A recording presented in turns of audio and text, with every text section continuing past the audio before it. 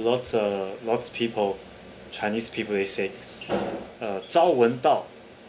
If in the morning I get the Dao, if in the morning I understand properly Dao and I get it, in the evening I die. That one day was forever. That one day life was forever. That one day quality was forever. Much longer and much beautiful and much better than live 100 years without Dao. And I tell you, no matter what you pay, you can never buy that. You can never buy that.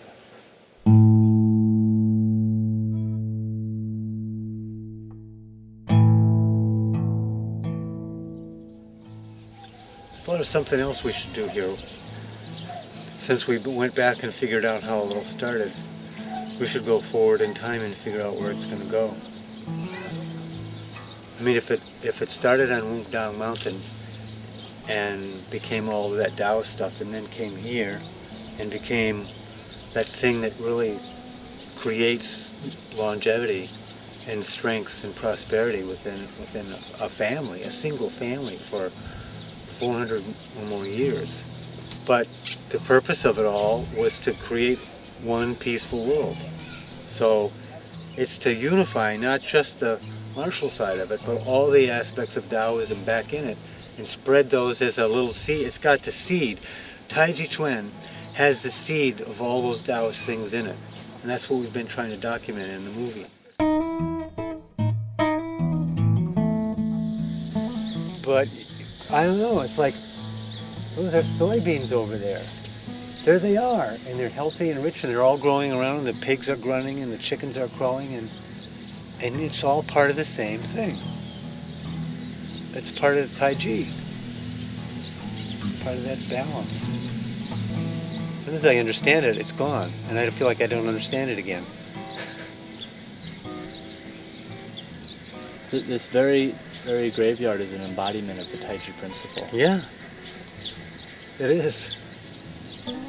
And so Tai Chi as a principle is what nourishes life.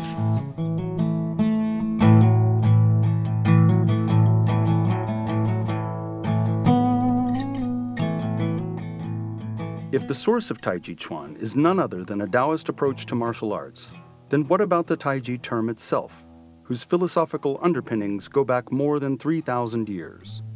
It is here, on the banks of the Yellow River, that the earliest mythical emperor of them all, Fu Xi, sat and watched a magic turtle crawl out of the river and onto the mud. And on its back were patterns that led to the ancient Zhou dynasty book of divination, the Yi Jing, where the term Tai Chi first appears. The Yellow River is like the Taiji axis of China, in a sense. I mean, it's one of the two long rivers that separates it into different directions, just like that beam in the house does. So the understandings of all of that actually come from here.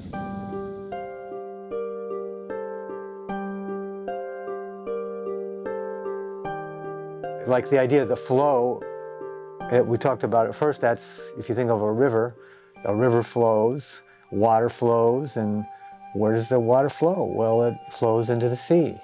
And the sea is a universal matrix and source that all things come from.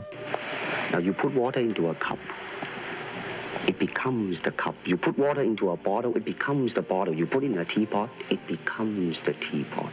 Now water can flow or it can crash. Be water, my friend.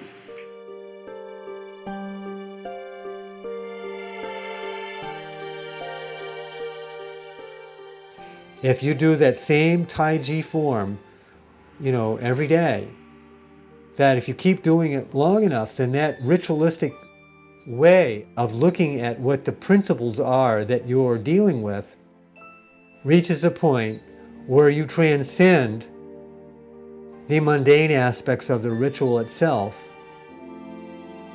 and you reach a higher level of understanding.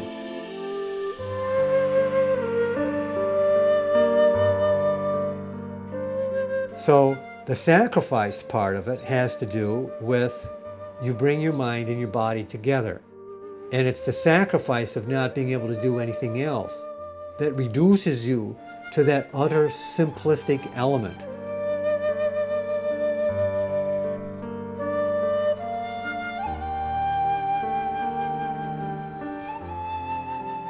So Tai Chi is this intermediary stage that uses different aspects of yin and yang in order, on one hand, to create embodiment, the transition from non-being to being.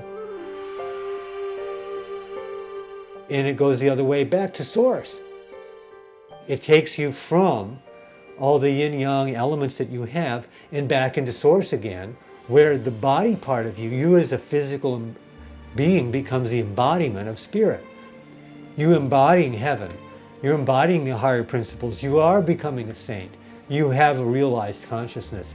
You apply your realized consciousness for the good of all. And that's the purpose. Whether it's Confucian, Taoist, whether it's medicine, whether it's Tai Chi, whether it's raising ducks.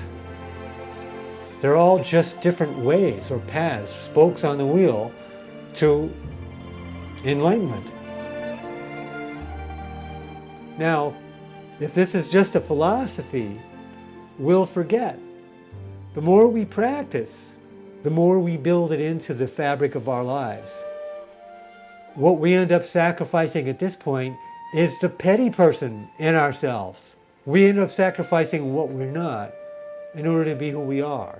And once we realize who we are, that's a great thing. And so what have we sacrificed at all? Nothing. And by sacrificing nothing, we've come full circle from becoming something, an ego trapped in a body, to a spiritualized person in a society of like-minded people.